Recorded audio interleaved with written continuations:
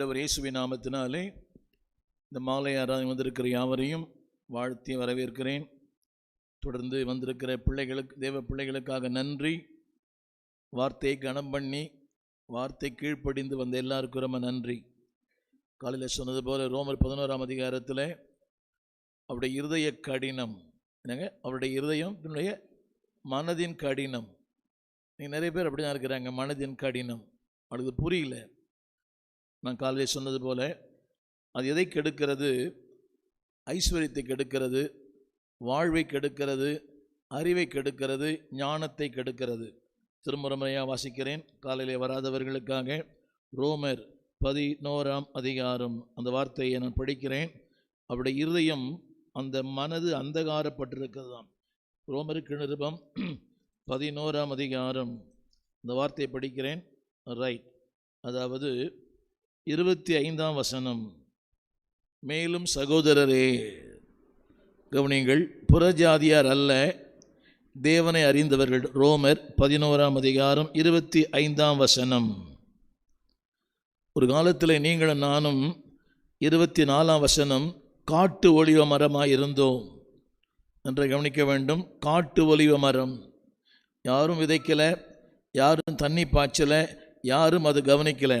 No security, no safety, அதற்கு பாதுகாப்பு இல்லை, பராமரிப்பு இல்லை.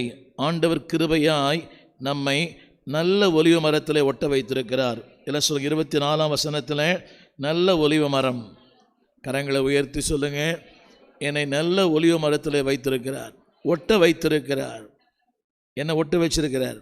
நான் ஒரு காட்டு மரமாக இருந்தேன், ஆங்கிலத்தில் வைல்டு ட்ரீ. காட்டு மரமாக இருந்த என்னை நல்ல ஒலிவ மரத்தில் இணைத்திருக்கிறார். I am connected with the olive tree. அடுத்த வசனம் அந்த வார்த்தை சொல்லுகிறது, ஆனால் 25ஆம் வசனம், ஆனாலும் ஜனங்க இன்னைக்கு எப்படி இருக்கிறாங்களா? 25 கடைசி வார்த்தை, கடினமான மனதோடு வாழ்கிறார்கள்.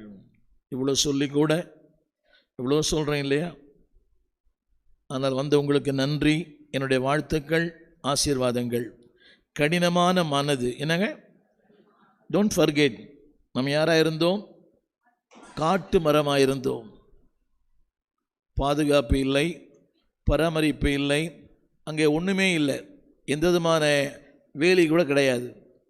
Anything can happen at any time. சொல்லுங்கள், அதாவது எப்பொழுதும் எது வேண்டுமானால் நடக்கலாம்.